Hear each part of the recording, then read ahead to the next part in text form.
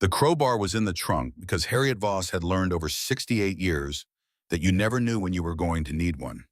She stood at the end of a dirt driveway on a Tuesday morning in April, looking at a house that looked back at her the way abandoned things look at people without hope, without expectation, with the particular blankness of something that has been waiting so long, it has forgotten what it was waiting for.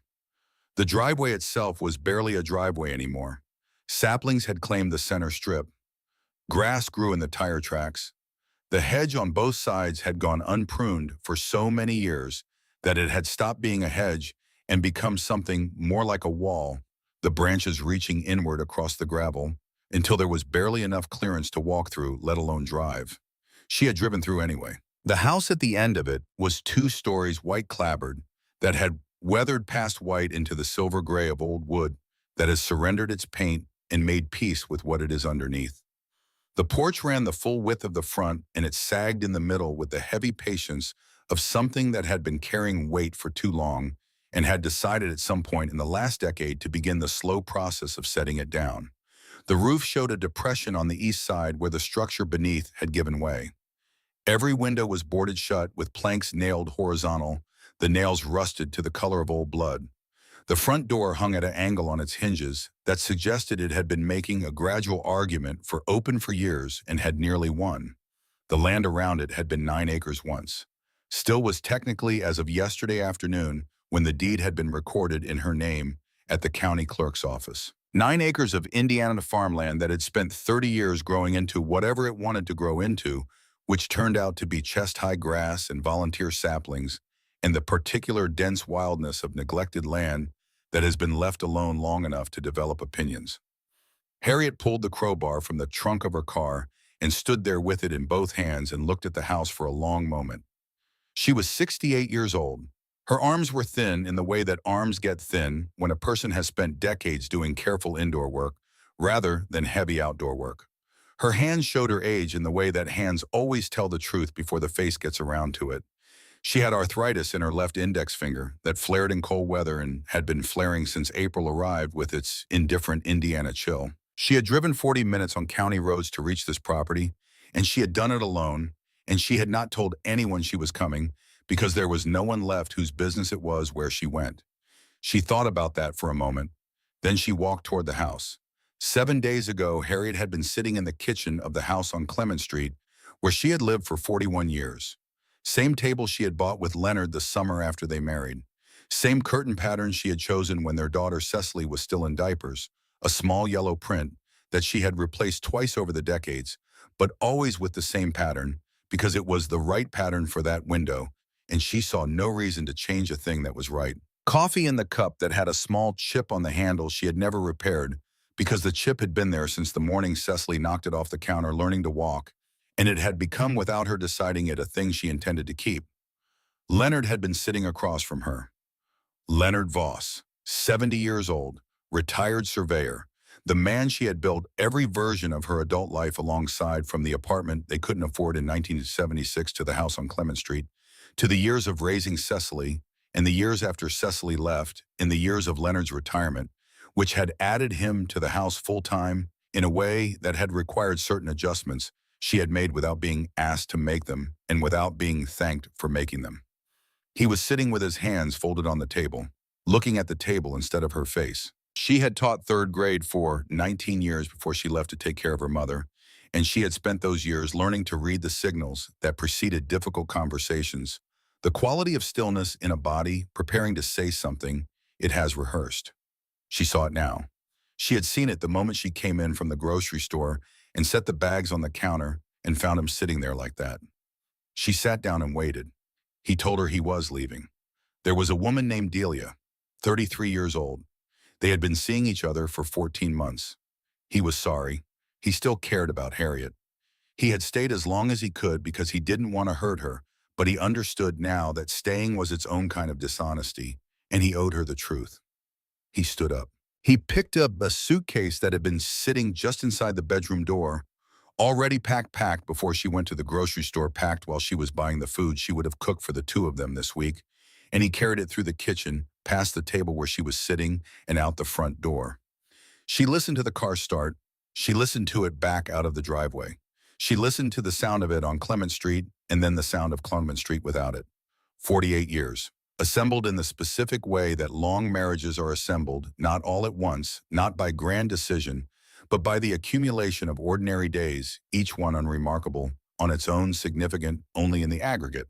The first apartment, the house, Cecily's birth, the years of work and dinner and weekend errands, and the annual drive to see Leonard's sister in Ohio, and the Christmases and the ordinary Tuesdays, and the cup with the chipped handle, and the curtains with the small yellow print. Gone in less than 4 minutes. She sat in the kitchen for a long time. She did not call Cecily. Not because she didn't want her daughter. She wanted her daughter the way you want the one person who would understand, which is with the specific desperation of someone who has just realized how few people actually understand anything. She didn't call because there was nothing yet to say that wouldn't come out wrong. And she had learned at some point in her life that the things that come out wrong become the things people remember. And she did not want to be remembered in the form she was currently in. She ate when she remembered to eat. She slept in short intervals on the couch because the bed was the wrong size, which was not a rational thought but was a true one. The phone rang and she let it ring. Leonard's attorney called once about the filing, and she listened to 3 words of the message and ended the call. On the 4th morning, she woke up at 5:30 with something in her chest that was not sadness and was not anger, but was harder than both. Something that felt once she identified it like stubbornness. The specific stubbornness of a woman who has spent 48 years being the person who kept things running, the meals, the schedules, the maintenance appointments, the birthday cards, the grocery runs, and who has just been informed that all of that running had occurred in service of a situation that no longer exists. She was not going to rot in that kitchen. She got dressed. She put on the boots she used for yard work, the serious ones with the steel toe that she had bought 15 years ago for a garden project, and that had outlasted 3 pairs of Leonard's walking shoes in the intervening time. She looked at herself briefly in the hallway mirror, which she regretted, and she took her keys from the hook by the door, and she drove to the county courthouse. There was a tax delinquent property auction happening at 1 o'clock. She had not planned to go. She had not planned anything. She simply drove to the courthouse because it was somewhere that was not her kitchen and not Leonard's world, and she sat in the back row with a cardboard paddle and watched the proceedings with the detached attention of someone watching a foreign film without subtitles. She could follow the broad movement without catching the specifics. A 2-bedroom house in town went for $12,000. A commercial lot for $8,000. A mobile home on a half-acre went for $1,500 to a man in the front row who nodded once when the hammer came down, the nod of someone conducting a transaction rather than making a decision. Then Lot 47.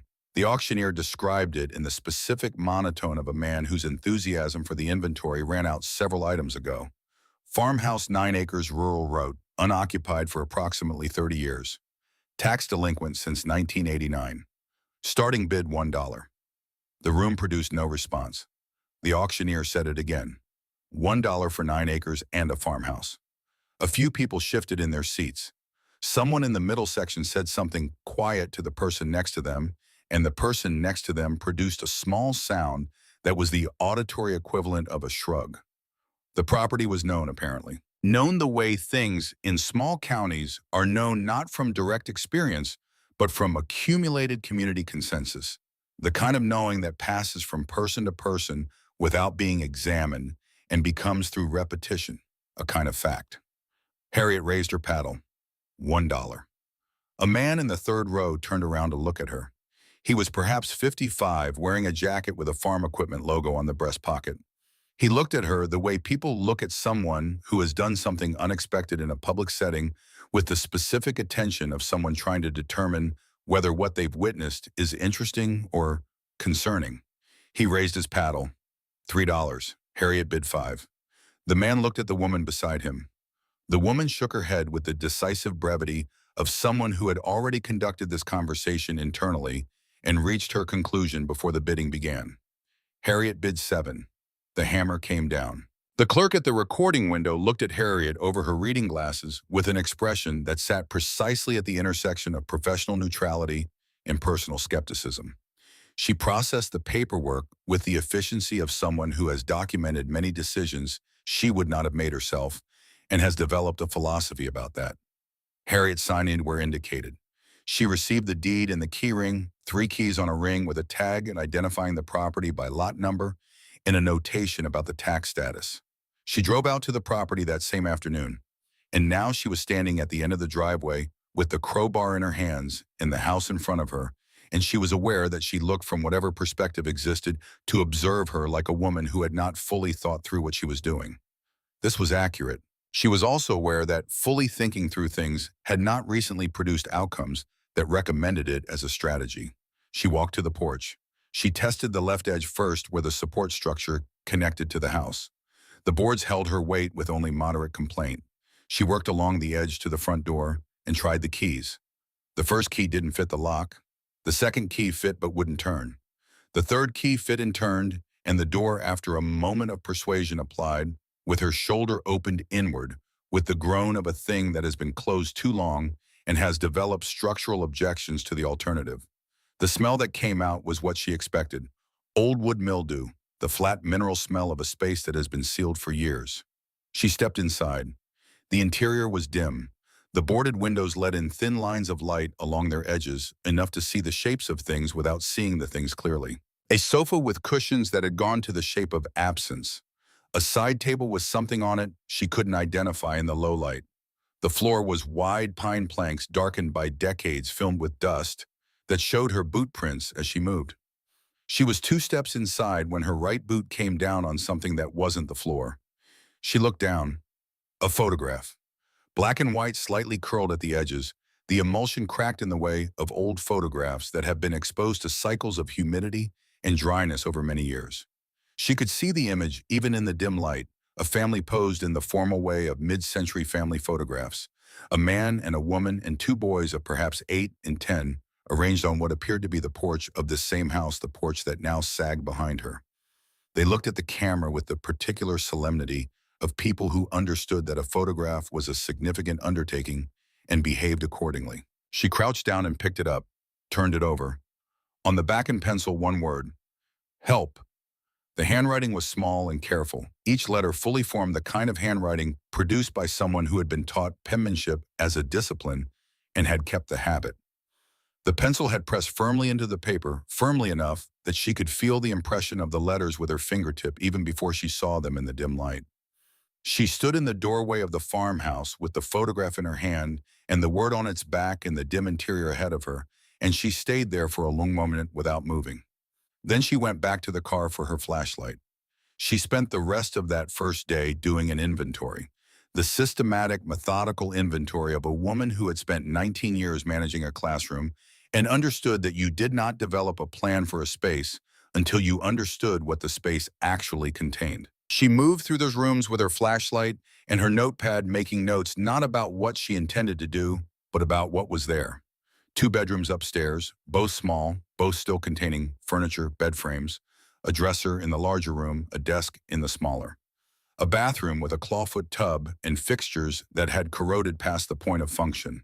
The kitchen at the back of the house, larger than she had expected, with a cast iron stove still bolted to the floor, and a deep farm sink and counters worn smooth by decades of use. The sitting room with its sofa and its side table, and wallpaper peeling from the walls in long strips that curled at the bottom like something reaching for the floor. And one door she could not open. It was in the hallway just past the kitchen, a heavy wooden door with iron hardware hinges latch and a padlock that had rusted into a single fuse object, the shackle and the body become indistinguishable, the keyhole filled with 30 years of oxidation. She tried the crowbar. The padlock held. She tried it from different angles with different leverage. The padlock held. She was not surprised. She was not discouraged. She made a note on her pad and went back to the inventory. She drove into town the following morning and stopped at Perkins Hardware on the main street, which was the kind of hardware store that had been in the same building for long enough that the building had organized itself around the inventory rather than the other way around. Dale Perkins was behind the counter, a man in his 60s with the deliberate movements of someone who has learned through experience that most problems respond better to patience than to speed. He knew who she was. She had grown up in this county and lived in it all her life, and small Indiana counties have long memories for the people who stay. He knew about the Whitfield property. Of course he did. Silas and Cora Whitfield had owned it since the early 1950s, farming it for decades. And then somewhere in the late 1980s, the lights had gone dark and stayed dark, the way lights sometimes go dark in rural properties, when the people who kept them lit are no longer there to tend them. The county had taken it for unpaid taxes. Nobody had claimed it. Nobody had bought it until now. He leaned across the counter when she asked about the family. His voice dropped to the register people use when they are telling you something that has the quality of a warning without being a warning exactly. Folks around here don't talk much about that place, Harriet, he said. And if you're smart, you won't either. Harriet Voss had been called many things over 68 years. Smart, in the way Dale Perkins meant it had not been among the consistent descriptions. She bought a hammer and a pair of heavy bolt cutters. She drove back to the property, and she spent the next 6 days clearing. She rented 2 dumpsters from the company in Hartfield, and she filled them both furniture that had passed from salvageable to structural hazard curtains that came apart when she touched them, stacks of newspapers from the 1970s that had fused together in the humidity into something more like compressed material than readable text. She found mouse nests in every corner and evidence of other occupation in the walls. She opened every window she could reach and let the April air move through. The smell changed as the week progressed. The accumulated closeness of a sealed space began to thin, and underneath it she found something she recognized, the smell of old wood and field dirt, and the particular dry smell of a house that was structurally sound beneath its surface damage. The bones were good. She had known, walking through the first day, that the bones were good. She had not been able to open the door at the end of the hallway. She tried the bolt cutters on day 3. The jaws of the cutter were too large for the angle of approach the corridor required. She tried to find a different technique with the crowbar. She searched the property for the key, going through every drawer and cabinet and container she could find with the systematic thoroughness of a woman who understood that keys exist in relation to the things they open and are therefore likely to be found somewhere in the same environment. No key appeared. On the 8th day, she drove to the equipment rental place on Route 9 and rented an angle grinder. She carried it back to the house and put on the safety glasses she had bought at Dale's and positioned herself in front of the rusted padlock and applied the grinding wheel to the shackle. The sparks were orange and bright in the dimness of the hallway. The shackles separated with a sound like a decision being made. She pulled the broken lock away from the iron latch. She lifted the latch. She put both hands on the door and pulled. The hinges screamed. The door resisted in the way of something that has been closed for a very long time and has developed a structural commitment to that state. She pulled harder. Something released a combination of swollen wood and decades of rust, and the simple physics of a door that had not moved in 30 years, and the door came open. Behind it was a set of wooden stairs. They went straight down into darkness. Complete darkness, the kind that exists below the reach of the hallway's borrowed light, the kind that a flashlight enters rather than eliminates. Harriet stood at the top of the stairs for a moment. She was 68 years old and her left index finger ached with the cold, and she had been doing physical labor for 8 days straight, and she was alone in a farmhouse 9 acres from the nearest neighbor. She turned on her flashlight and went down. The stairs held her weight, complaining at each step, but holding. The air changed as she descended. It went from the April chill of the open house to something cooler and drier and stiller, the specific quality of a sealed space that has maintained its own internal climate independent of everything happening above it. The smell was different too.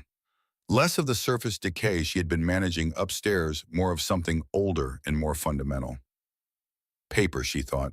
The smell of a great deal of paper that had been undisturbed for a very long time. The flashlight beam reached the bottom of the stairs and swept across concrete walls and a packed dirt floor and shelving. Floor-to-ceiling shelving along every wall, built from barnwood, fitted to the space with care. And on the shelves, boxes.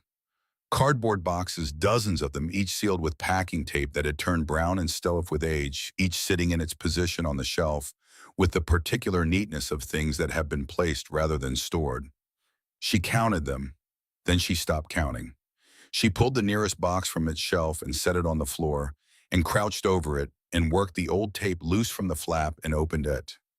Inside, bundled in groups with pieces of kitchen twine that had dried and stiffened over decades, were envelopes. Dozens of them in this box alone, each one addressed in the same careful handwriting, each one sealed. each one with a return address in the top left corner. She looked at the return addresses on several of them, all the same, a name and a rural route number. This address, this house, she turned one over and looked at the front. An address in Dayton, Ohio, a name Ruth and a street address written in full in that same careful penmanship. No stamp. She turned it over in her hands, looked at others, different names, different cities, Ohio, Pennsylvania, Illinois, Michigan, dozens of destinations, each envelope addressed with complete information, each envelope sealed as though ready to be mailed. Not one of them had a stamp. She held the one addressed to Ruth in Dayton, Ohio for a long moment. Then she worked the flap open carefully, the old adhesive releasing without tearing the paper. She unfolded the letter inside. The handwriting was the same, the careful, fully formed letters of someone who had been taught to write as a discipline. The date at the top was June of 1959. The salutation read, "Dear Ruth," she read the first paragraph. Then she sat down on the concrete floor of the cellar with her back against the shelving and the flashlight balanced on her knee and read the rest. By the time she finished the first letter, she knew she was going to read every one. By the time she finished the third, she understood that she was in a place that had been holding something for a very long time.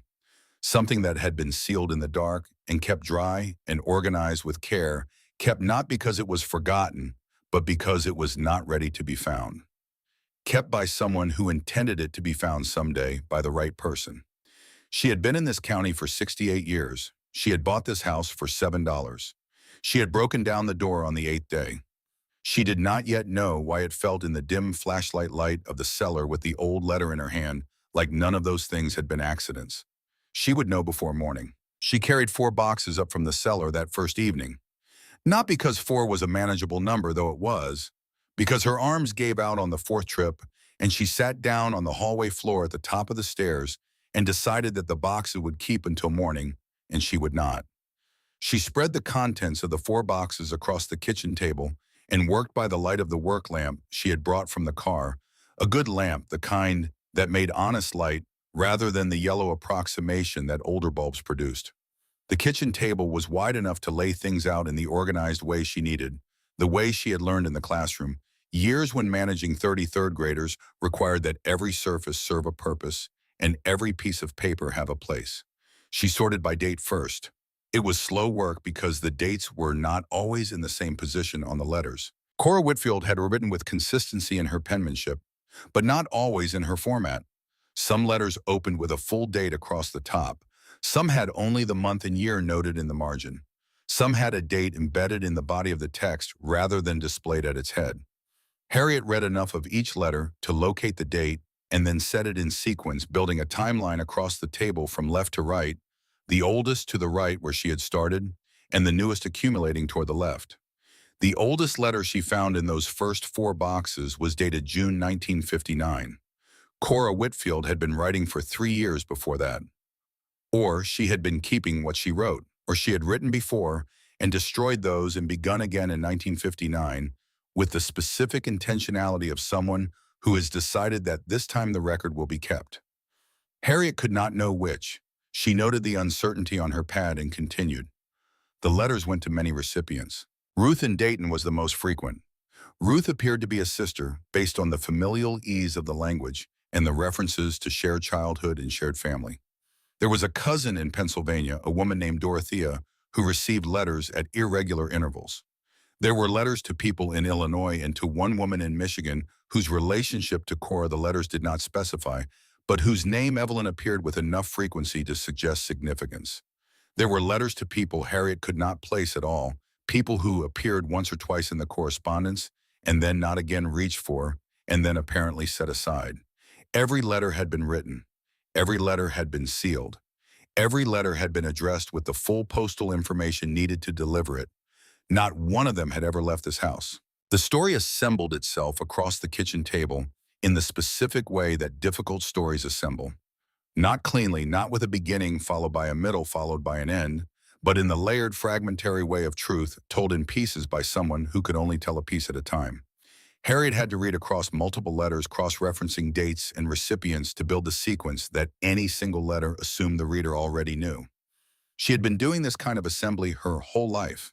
Teaching third grade required it the ability to take the fragmented communications of 8-year-olds and reconstruct from them the actual situation, which was rarely the situation they described directly. You learned to hear the shape of the thing underneath the words, the architecture of what was being said, and around what could not quite be said. She heard it now. Cora Whitfield had given birth to a daughter in January of 1956. The pregnancy had not been hidden exactly, not hidden in the sense of being concealed from everyone because in a body concealment has limits, but it had been managed. That was the word Harriet found herself returning to as she read. Managed. Silas Whitfield had managed the situation with the specific efficiency of a man for whom other people's realities were logistical problems rather than human experiences. Silas was a respected man. The letters made this clear, not by stating it directly, but by the particular way Cora wrote around the edges of his position, the careful language she used when describing his responses, the absence of the kind of direct characterization that a woman uses when she believes no one will hold her words against her. He was a church deacon. He was on the school board. He was the kind of man whose reputation in a small Indiana county in the 1950s functioned as its own form of authority, a social gravity that determined what was possible in his vicinity. A baby was not possible. They already had 2 sons grown and gone. Cora was 37 when she became pregnant, which she wrote about in the third letter Harriet found from 1958. Not with embarrassment, but with a kind of wondering bewilderment. She had not expected, it had not planned for, it had in some ways stopped imagining it was possible. The pregnancy had felt in its early weeks like something she had been given. She used that word, given. Silas did not see it that way. He saw what a baby at their age in their community in 1956 would mean. The gossip framed in concern, the questions, the disruption to the social architecture he had spent decades constructing. He saw a problem that required management, and he managed it. He found a couple through a contact at the grain exchange. A man named Garland Pruitt from a county 2 over, and his wife childless, wanting a child willing to receive one through an arrangement that would be conducted privately without courts, without agencies, without legal framework of any kind. Silas met with Garland Pruitt exactly once. They came to an agreement. They shook hands. Cora was told. Not consulted. Told. Harriet sat back from the table for a moment and looked at the letters spread across it. Outside the kitchen window, the April night had fully arrived. The field beyond the glass was invisible, merged with the dark. She could hear the wind moving through the tall grass that had claimed the space between the house and the tree line, the particular sound of movement through something that has been growing without direction for a long time. She had read enough to know the shape of the story. The baby had been born in January of 1956 in this house, not in a hospital, not in a clinical setting, but in this house in a room above this kitchen, in the way that rural Indiana births in the 1950s sometimes still happen when circumstances and preference and the decisions of men with authority combined to make the alternative unavailable. 2 days after the birth, Garland Pruitt had come with his truck. Silas had been there. And Cora had stood somewhere in this house and watched. She picked up the letter that described it. Cora had never mailed this letter. It was addressed to Ruth in Dayton, dated March of 1959, 3 years after the fact, 3 years of carrying the weight of it before she could put it into words specific enough to send, except that she had not sent it either. She had written it out in her careful hand and sealed it and addressed it and put it with the others. The letter said, "I have tried to explain this to myself in every way available to me, and I cannot. I have tried to understand it as something that happened to me rather than something done to me, and I cannot do that either. I stood at the window of the upstairs bedroom and I watched Silas and that man put our daughter in the truck and drive away down the road, and I understood that I would not be following. I understood this because Silas had been very clear on the subject. He had explained to me what would happen if I made any attempt to follow or to contact or to find. He had explained it in the specific language of a man who has thought through his options and selected the one most likely to produce compliance. He was not cruel about it. That was the worst of it. He was not cruel. He was simply certain. Harriet set the letter down. She thought about what Silas had threatened. It was in other letters, too referenced obliquely in the early ones, and more directly in the letters from the mid-1960s when Cora appeared to have tested the boundaries of what he would actually do. The threat was simple and in 1956, Indiana entirely credible. If Cora attempted to make contact with the child, if she tried to find where the child had gone, if she behaved in ways that could be characterized as unstable or obsessive or otherwise inconsistent with the expectations of a wife in her position, Silas would have her committed. The legal framework for involuntary psychiatric commitment in 1956 required for a married woman little more than a husband's signature and a sympathetic physician. Cora knew this. She had written it explicitly in a letter from 1962 without accusation, without drama, simply as a fact about the world she lived in the kind of fact you acknowledge because acknowledging it is the only way to navigate around it. So she had stayed. She had cooked meals in this kitchen and slept in the upstairs bedroom and sat across the table from Silas at breakfast and dinner and attended church with him on Sundays. She had been by every external measure a compliant wife, and every night after Silas went to sleep, she had come down to this kitchen and descended those stairs and gone to the shelves she had built herself. The letters mention this, the construction of the shelves executed over weeks in small increments, while Silas worked the fields and she had written. She had written for 26 years. Harriet stood up from the table and poured water from the jug she kept on the counter and drank it slowly, standing at the sink and looking out at the darkness where the field was. She was beginning to understand what she was holding. Not just letters, not just the private grief of a woman who had lost a child, something more organized than grief, something that had been structured and maintained with the care of someone who understood at some level that structure was the difference between a cry and a record. Cora Whitfield had organized her correspondence by recipient. She had stored it in sealed boxes on shelves she had built herself in a cellar she had secured with a lock. She had maintained this practice for 26 years with a consistency that outlasted Silas's authority over her, outlasted the farm, outlasted everything except the letters themselves. She had not been writing in the dark because she had no other option. She had been writing in the dark because the dark was where she could write the truth, and she had written it with the specific precision of someone who intended the truth to be found. It took Harriet 4 more hours to reach the last box she had brought up that night. This box was different from the others in a way she had noticed when she lifted it. The weight was wrong. The other boxes had the weight of paper, which is lighter than you expect when you have just carried dozens of letters. This box had a different kind of weight settled in its bottom rather than distributed through its contents. She had set it aside and worked through the others first, which was a habit she had developed somewhere in the course of her life, the habit of saving the anomalous thing for when she had established enough context to understand it. She opened it now. The interior appeared empty. Paper, yes, more letters bundled in the same way as the others. She lifted them out and set them aside. The box emptied still had its wrong weight. She looked at the bottom. Nothing visible. Plain cardboard bottom, the same brown as the box's interior walls, slightly darker in the center, from decades in the cellar's stable humidity. She pressed on it. It flexed. She pressed on the edges. She pressed on each corner. When she pressed on the corner closest to her right hand, something shifted, a small mechanical movement, a release of tension, the sensation of something that had been held giving way. She worked her fingers along the bottom edge of that corner and found the edge of a panel. Thin wood cut to fit the interior dimensions of the box, finished on the visible side with cardboard to match. She worked it sideways along a groove she could feel but not see, and it came free with the specific resistance of something that has not moved in a very long time, but that was built to move. Beneath it was a leather-bound journal and a folded document. She took the document first because it was smaller, because her hands wanted something definite before they were ready for the larger thing. She unfolded it on the table under the work lamp. It was a birth certificate. The form used in Indiana in 1956, the official state document, filled in with typed text in the fields designated for that purpose. She read the standard information in the standard order, county, date, attending circumstances, and then she reached the field designated for the child's name.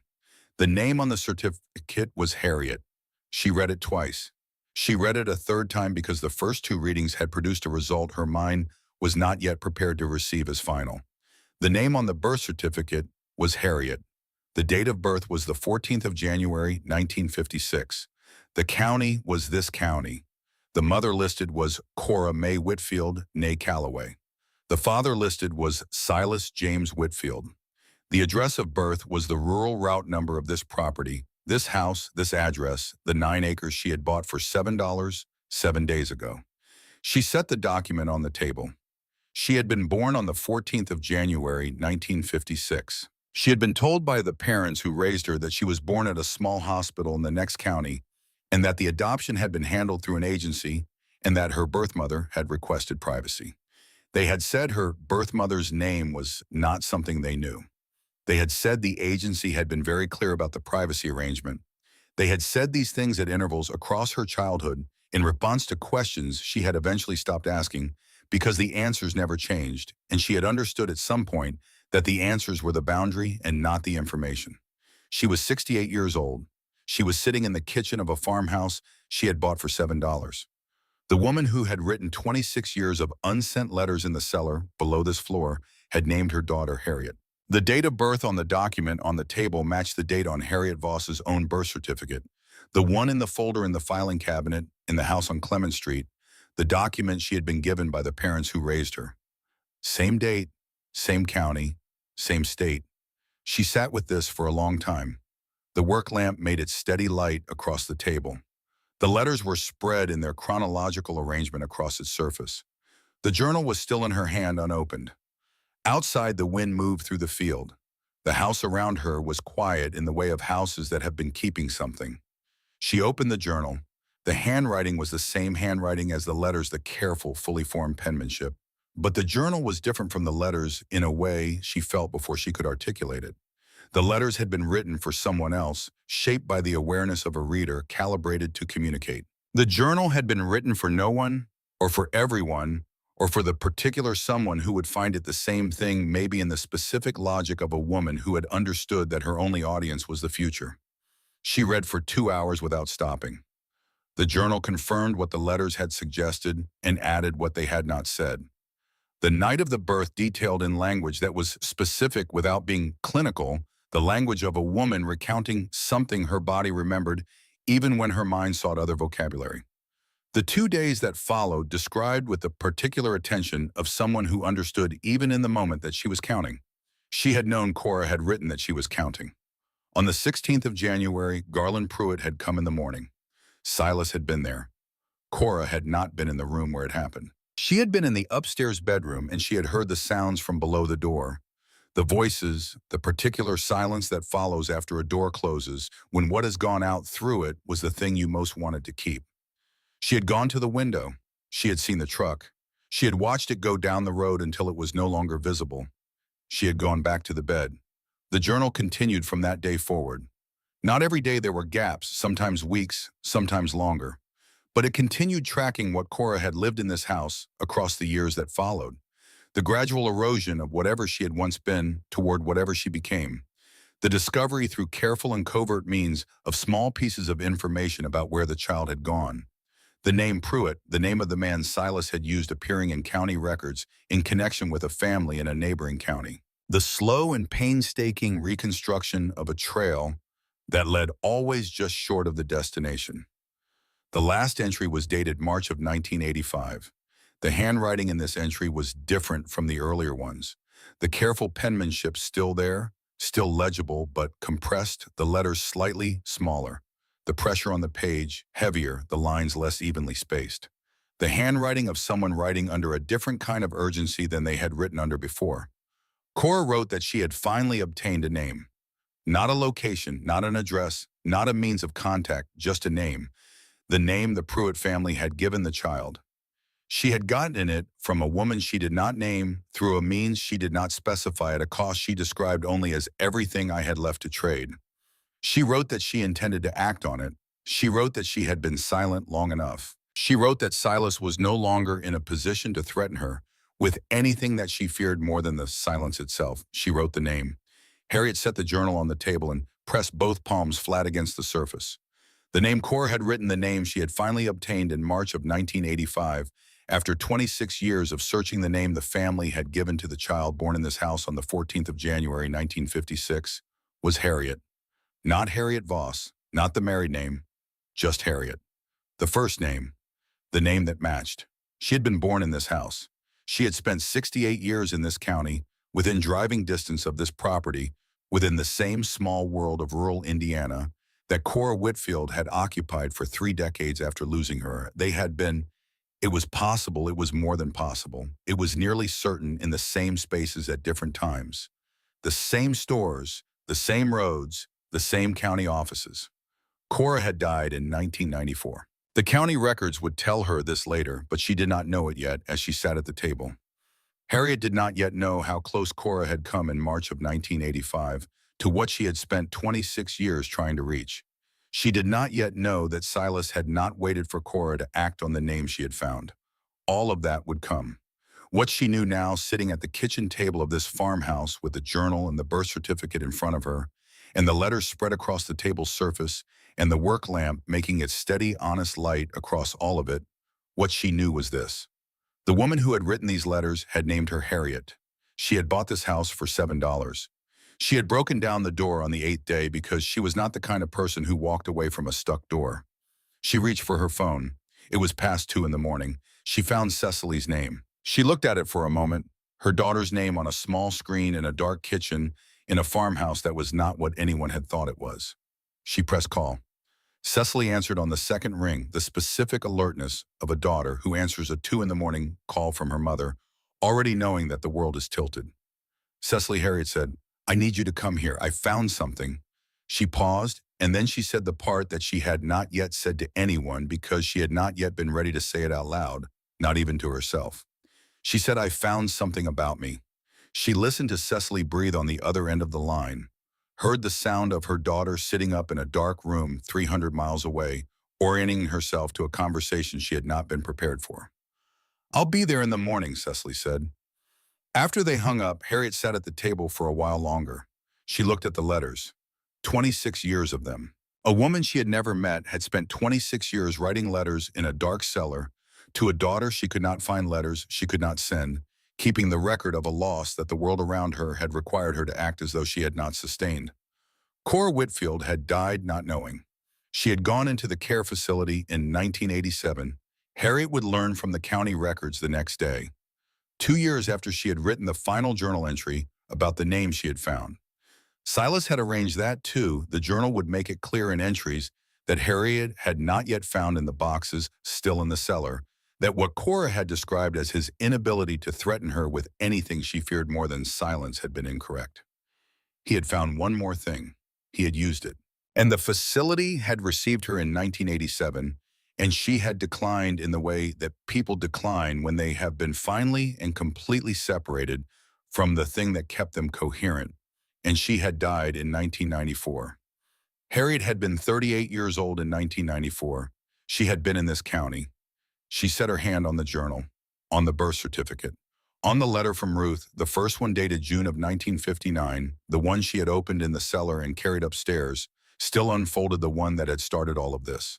She sat in the kitchen of the house where she was born, and she let herself feel the full weight of what was sitting on the table in front of her, which was 30 years of a woman's life spent in a dark room writing letters to a daughter who had been in the same county the entire time. She felt it. Then she squared the letters into a stack. She set the journal on top. She set the birth certificate on top of that. Tomorrow, Cecily would come. Tomorrow, the full accounting would begin.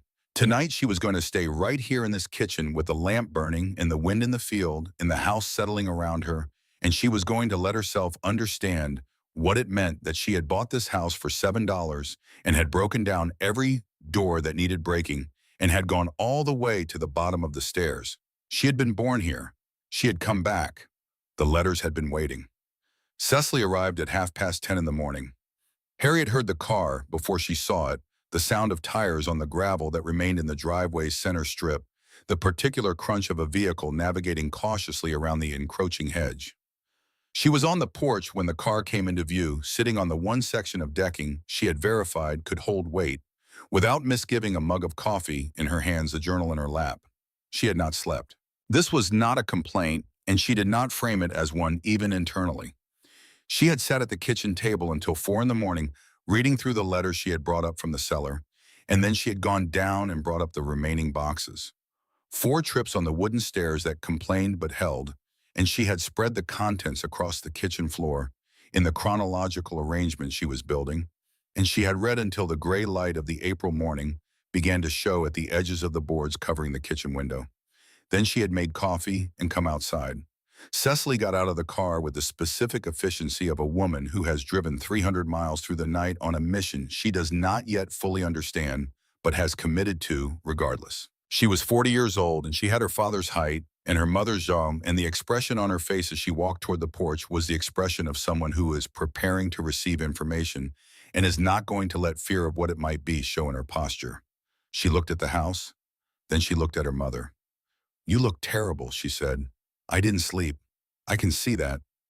Cecily came up the porch steps the left side where Harriet had tested the load-bearing capacity and sat on the section of railing that was still solid and looked at the journal in her mother's lap. "Is that it? Part of it? How much is there?" Harriet considered the question. "There are roughly 40 boxes in the cellar," she said. "I've brought about half of them up. The important pieces are on the kitchen table and floor." Cecily was quiet for a moment. She looked out at the field, the chest-high grass, the tree line at its far edge, the wide Indiana sky above all of it. Then she said, "Tell me from the beginning."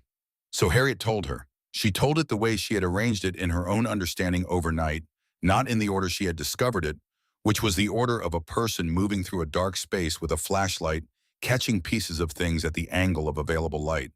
She told it in the order it had actually happened, which was the order that made sense of everything else. Cora Whitfield, Silas, January of 1956. The 2 days, Garland Pruitt and the truck going down the road.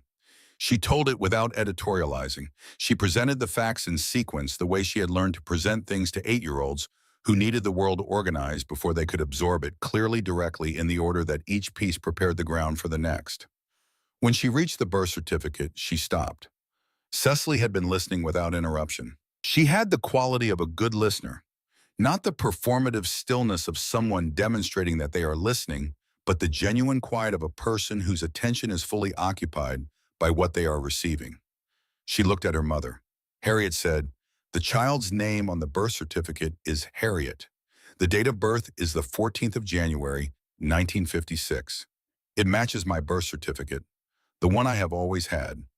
Cecily did not say anything for a moment. Then she said, "You're certain? I've read it many times." Another pause. Cecily looked at the journal in Harriet's lap.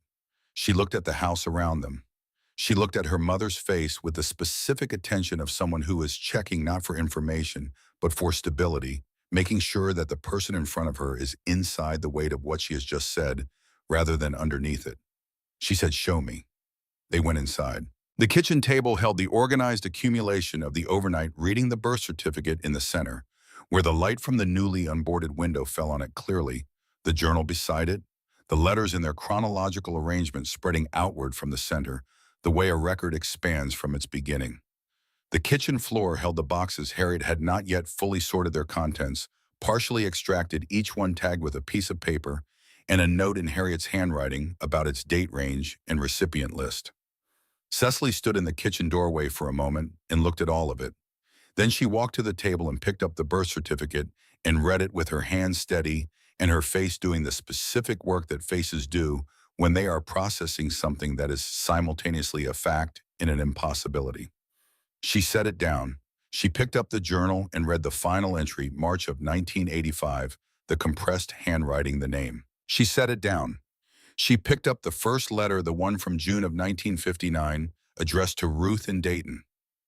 And she read the whole thing. When she finished, she held it in both hands for a moment and then set it precisely back in its position in the chronological arrangement, the way you return something to its place when you understand that the arrangement it belongs to matters. She said, "Mom, I know." She said, "This is where you were born." Harriet looked around the kitchen, at the cast iron stove bolted to the floor, at the farm sink worn smooth by decades of use, at the window above it now letting in the morning light for the first time in 30 years. "Yes," she said. Cecily pulled out the chair across from where Harriet had been sitting and sat down. She put her elbows on the table. She looked at the birth certificate and the journal and the letters and the organized boxes on the floor and the scope of what had been kept in the dark below this house for 3 decades. She said, "We need to read all of it." They spent the rest of that day at the kitchen table. They worked through the remaining boxes methodically, Cecily taking one side of the chronological arrangement and Harriet the other reading and confirming dates and adding letters to the sequence that was now long enough to reach from one end of the kitchen table to the other and double back. They did not talk much while they were reading. The letters required a specific quality of attention that conversation interrupted not because the language was difficult, but because the emotional register of what Cora had written required its own space in which to be received. It was Cecily who found the photographs. She was working through the journal's back section, the pages after the last written entry that Harriet had not yet reached, when she noticed the slight thickness of the leather cover at the back. She worked her fingers along the inside back cover and found where the leather had been opened along its bottom edge and resealed not with the original binding, but with something applied afterward carefully, with the specific care of someone who understood that what they were hiding needed to stay hidden until the right moment. She worked the resealed edge open gently. 3 photographs slid out onto the table, black and white. The photographic paper of the mid-1950s, slightly thicker than modern photographs, with a texture on the back that took pencil well. The first photograph showed a woman in a kitchen. Harriet knew the kitchen immediately, the cast iron stove in the background, the farm sink to the left, the window above it. The same kitchen. The woman was sitting in a chair that was not there anymore, holding an infant wrapped in a blanket against her chest. The woman's face was turned slightly down, looking at the infant, and the expression on her face was not the performed happiness of the formal family photograph, but something more private, the specific expression of someone looking at a thing they know they are about to lose. Cecily set it on the table between them without speaking. The second photograph showed the same woman alone. She was sitting on the porch steps, the same steps the porch that now sagged in its center, and she was looking directly at the camera with an expression that had no name Harriet could produce. It was not grief exactly, though grief was in it. It was not anger, though that was in it too. It was the expression of a person who has arrived at a place they did not choose and has decided to document that they were there. Cecily set it beside the first. The third photograph was different from the other two. It showed 2 men standing beside a truck in what appeared to be a farmyard. They were shaking hands with the formal purposefulness of men concluding an agreement. The truck was pointed away from the house toward the road, toward the direction of departure. One man was older and stood with the posture of someone on his own property, exercising authority within it. The other man was slightly younger and held his hat in his free hand, the hand not engaged in the handshake. Cecily turned it over. On the back, in Cora Whitfield's careful penmanship, 2 lines. The day they took her, Silas and Garland Pruitt, January 16, 1956. Harriet had been born on the 14th. She had been in this house for 2 days. She looked at the photograph of 2 men shaking hands in a farmyard on the 16th of January 1956, and she thought about what had been in the truck when it drove away from this house. What had been wrapped in a blanket in the cab, or in the bed depending on the temperature that day, and the consideration available and driven to a county, 2 over and delivered to a family named Pruitt, and transferred in some form or another into the life she had subsequently lived. She thought about her adoptive parents, Frank and Dorothy Alcott. Not Pruitt, the names were different, which meant there had been another transfer somewhere in the chain, another set of hands that the child had passed through between Silas's arrangement and the family that had raised her. She would spend the next several weeks trying to reconstruct that chain. She would find parts of it and not find others. Some of what had happened in the movement of a child between families in rural Indiana in 1956 without legal documentation had dissolved into the decades without leaving a recoverable trace. But she was here. She had come back. That part had happened. Cecily set the 3 photographs in a row on the table. She looked at them for a long time. Then she looked at her mother and said, "What do you want to do?" Harriet had known the answer before the question was asked. She had known it since the moment she read the birth certificate, maybe since the moment she read the word help on the back of the fallen photograph, maybe since the moment she raised her paddle at the auction for a property that nobody else in the room thought was worth the trouble of wanting. She said, "I want people to know what happened here." The Millbrook County Historical Society occupied a building on the main street that had originally been a bank and still had the architectural confidence of an institution that had once held other people's money and understood the gravity of that responsibility. Audrey Crane had directed it for 11 years, a woman in her late 50s with the specific intelligence of someone who has spent a career learning that the objects people preserve reveal more truth than the explanations people provide. She sat at her desk and read for 2 hours without speaking. She read the letters Harriet had brought in the order Harriet had organized them. She read sections of the journal. She examined the birth certificate and the 3 photographs. She read with the focused attention of a professional for whom documents were a primary language, pausing at points that required consideration, moving her lips slightly when the text was particularly dense. When she finished, she took off her reading glasses and set them on the desk. She told Harriet that what she had found was not only a family story.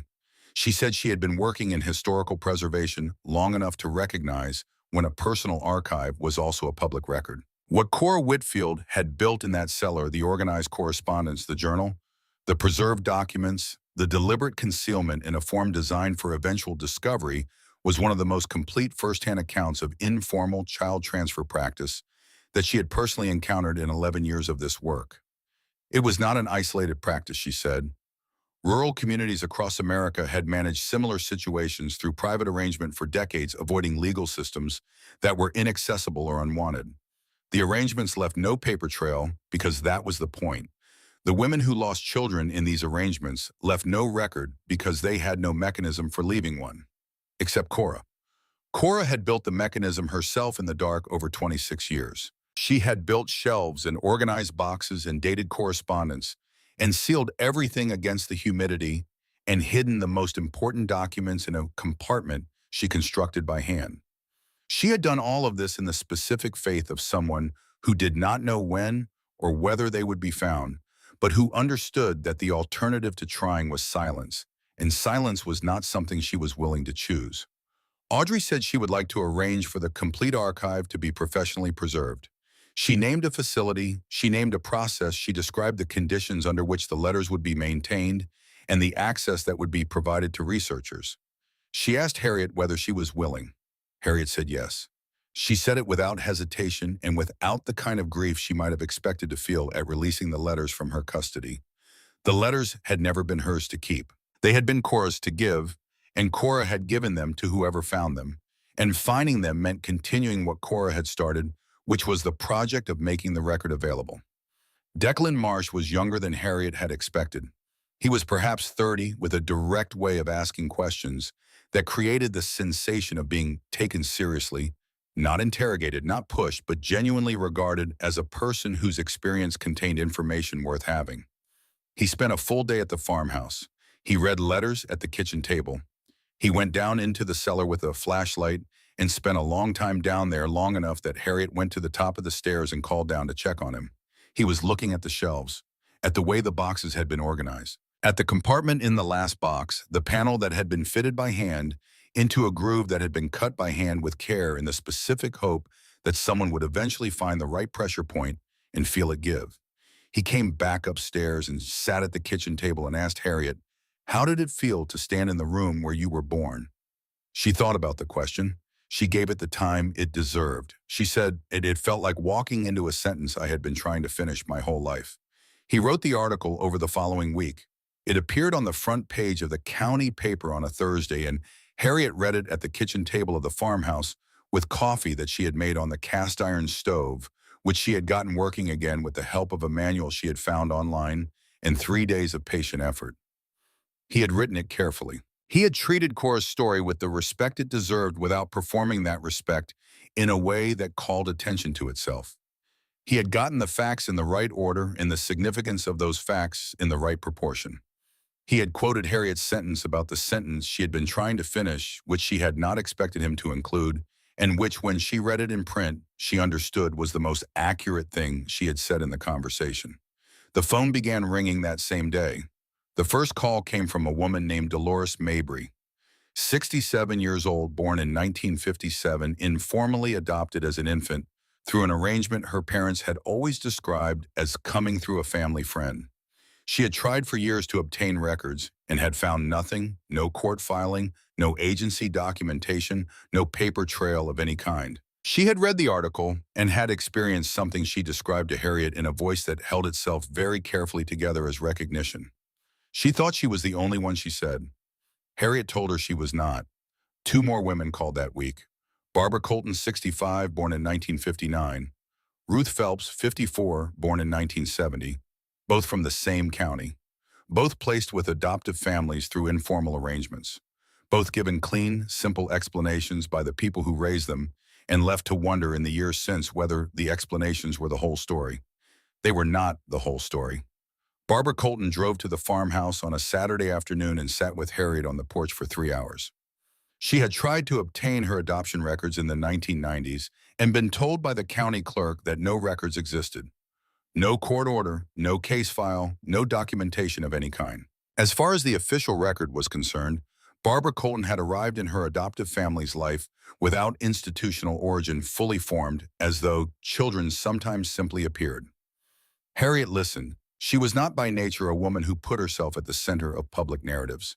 She had spent her adult life as a person who kept things running, who made things work, who ensured that other people's lives had the infrastructure they needed without requiring recognition for providing it. She was not interested in becoming the center of a story that was in its most important dimension, Cora's story. But she understood, sitting on the porch with Barbara Colton, that what Cora had preserved in the cellar was not just Harriet's story. It was a record of a practice that had touched more lives than the letters could account for, a practice that had operated in the silence of private arrangements, in the shame of covered-up circumstances, in the legal powerlessness of women who had no recourse when the men in their lives made decisions about their children. Cora had written for 26 years in a dark cellar. She had organized and preserved and hidden what she wrote. She had built shelves. She had constructed a false bottom. She had done all of this in the patient and specific faith that someone would eventually come. The least Harriet could do was stay. She went back to the cellar. The evening before Cecily drove back to Portland, when the kitchen had been cleaned and the boxes had been consolidated and the table had been cleared of everything except the 3 photographs in the journal and the birth certificate which Harriet intended to keep, which had always been hers, she went back down the wooden stairs alone. She stood in the cellar. The shelves were empty now. The boxes were upstairs sorted and documented, ready for the preservation facility Audrey Crane had arranged. The cellar that had smelled of sealed paper and decades of stillness had been ventilated for 2 weeks and smelled now of the Indiana earth it was cut from, clean mineral honest. She stood in the center of the room where Cora Whitfield had come every night for 26 years and opened her light and written letters that she could not send. The door at the top of the stairs was open. Light came down from the kitchen. The work lamp still burning, the lamp Harriet had brought on the first day, and that had become simply the lamp of this house, the thing that made the kitchen work while she worked in it. The light reached the bottom of the stairs and spread across the cellar floor in a shape that narrowed at its far edges. For 30 years, that cellar had been sealed in complete dark. For the years before that, it had been sealed by Silas's authority and Cora's isolation, and the specific darkness of a situation that had no institutional witness and no legal framework, and no one who knew what was happening below the kitchen floor, except the woman who was making it happen alone, in the time she could steal from a life she had not chosen. Harriet stood in the light at the bottom of the stairs. She said what she had been waiting to say, the thing she had been carrying since the moment she read the birth certificate, the thing that had been building through 2 weeks of reading and discovering and understanding, the thing that was too large for the kitchen table and too private for the porch, and that needed to be said in the room where it belonged. She said, "I came back, Cora. I found what you left. I read all of it. Every letter, every page. I know what they did. I know what you spent 26 years trying to do. I know you didn't get to finish it." She stopped. Outside above the house, the April sky was doing what April skies do in Indiana, moving through light and weather and the particular unstable beauty of a season that hasn't finished deciding. She couldn't see it from the cellar. She could feel it the way you feel weather through a house when you have been in the house long enough to know its language. She said, "You kept the record. You made sure someone could find it. I found it. That was all." She stood there for a while longer. The light from the kitchen held steady at the bottom of the stairs. The cellar was clean and aired and emptied of everything except the shelves that Cora had built, which Harriet had decided to leave. The shelves were the thing Cora had made with her own hands in the time she could steal the visible evidence of the project she had organized her hidden life around. They did not need to go anywhere. She went back up the stairs. The farmhouse that had cost $7 was not finished and would not be finished for a long time. The east side of the roof still needed the structural repair that the depression in the roofline indicated. The upstairs bathroom had fixtures that would require replacement before the room was habitable. The porch needed to be rebuilt section by section, which was work she intended to do herself section by section in the time available. 2 weeks after Cecily drove back to Portland, Harriet rebuilt the front steps. She did it herself, which took 3 days and produced a quantity of language she would not have used in her teaching years. She had watched enough instructional videos on her phone to understand the structural requirements, and she had the tools she had accumulated in the first weeks of work on the property, and she had the stubbornness that had brought her to the county auction in the first place. The steps were solid when she finished. Not beautiful in the decorative sense, she had not aimed for beautiful in the decorative sense. Beautiful in the way that something is beautiful when it is correctly made for its purpose and will do what it is supposed to do for a long time without complaint. She sat on them the morning after she finished and drank her coffee. The field stretched out in front of the house, still mostly wild, the grass moving in the early morning air, in the slow golden waves that would she had come to understand be one of the consistent beauties of living in this place.